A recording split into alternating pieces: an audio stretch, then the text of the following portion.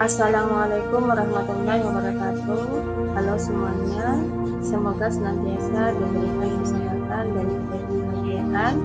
Jumpa lagi dalam pembelajaran fikih kelas 7. Adapun materi pokok yang akan kita bahas dalam pembelajaran kali ini tentang belajar bertanggung jawab melalui pelaksanaan sholat Jumat. Ada 5 poin penting yang akan kita bahas dalam pembelajaran tentang sholat Jumat. Yang pertama, kewajiban melaksanakan sholat Jumat. Yang kedua, nilai-nilai positif dalam sholat Jumat. Yang ketiga, ketentuan sholat Jumat. Yang keempat, ketentuan khutbah Jumat. Dan yang kelima, praktik khutbah Jumat. A. Kewajiban melaksanakan sholat Jumat. Sholat Jumat adalah sholat 2 rakaat yang dilaksanakan sesudah khutbah pada waktu zuhur di hari Jumat. Sholat Jumat hukumnya adalah fardu ain. Kewajiban sholat Jumat berdasarkan pada Al-Quran surat Al-Jumu'ah ayat 9. Orang yang meninggalkan sholat Jumat 3 kali berturut-turut dengan sengaja, Allah akan menuntut hatinya. Hari Jumat merupakan hari yang mulia bagi umat Islam, termasuk hari raya Idul Fitri dan Idul Adha. Rasulullah menyebut hari Jumat sebagai hari raja dari segala hari. B. Nilai-nilai positif sholat Jumat. Adapun dampak positif dalam sholat Jumat antara lain sebagai berikut. Yang pertama, menjalin persatuan dan kerukunan sesama muslim.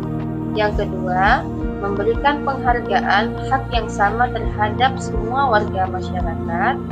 Yang ketiga, selalu mengingatkan kita untuk selalu bertakwa kepada Allah. Yang keempat, meningkatkan rasa syukur kepada Allah akan nikmat yang diberikan kepada kita. Yang kelima, sebagai bekal persiapan hidup di akhirat. Yang keenam, melatih seseorang untuk hidup berdisiplin. Dan yang ketujuh, sholat Jumat dilakukan 1 minggu sekali. C. Ketentuan sholat Jumat. Yang pertama, syarat wajib sholat Jumat. 1. Harus Islam. 2. Sudah memasuki usia balik.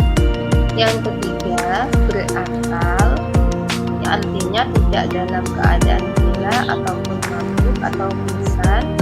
Yang keempat, sehat. Yang kelima, laki-laki. Yang keenam, penduduk tetap atau bermuslim. Adapun syarat sah sholat Jumat, yang pertama, dilakukan di tempat yang menetap atau pemukiman penduduk. Yang kedua, dikerjakan pada waktu zuhur.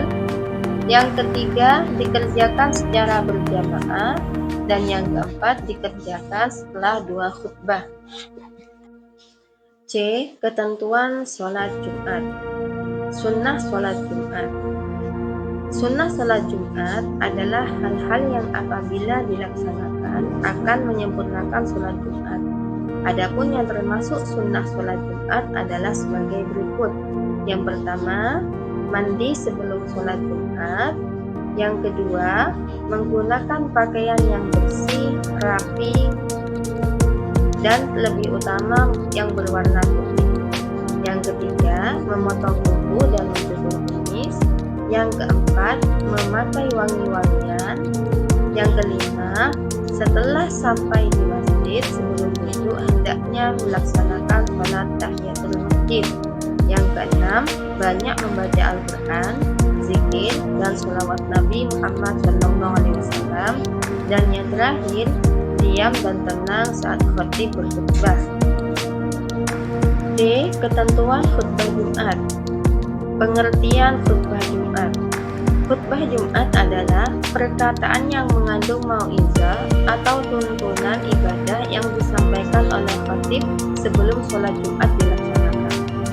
Adapun syarat khutbah Jumat, yang pertama, khutbah harus disampaikan pada waktu zuhur. Yang kedua, khatib harus berdiri bagi yang mampu. Yang ketiga, duduk di antara 2 khutbah dengan istirahat sebentar. Yang keempat, suci dari hadas besar dan kecil. Yang kelima, khatib harus menutup aurat. 6. Suaranya keras agar dapat didengar oleh jamaah. Yang ketujuh, khutbah harus dilakukan pada bangunan yang dipakai untuk sholat. Kedelapan, berturut-turut antara khutbah pertama dan kedua. D. Ketentuan khutbah Jumat. Rukun khutbah Jumat. Khutbah harus memenuhi rukun-rukunnya. Jika tidak, batallah khutbahnya. Rukun yang pertama, membaca hamdalah atau puji-pujian kepada Allah Subhanahu wa Ta'ala di awal kedua khutbah.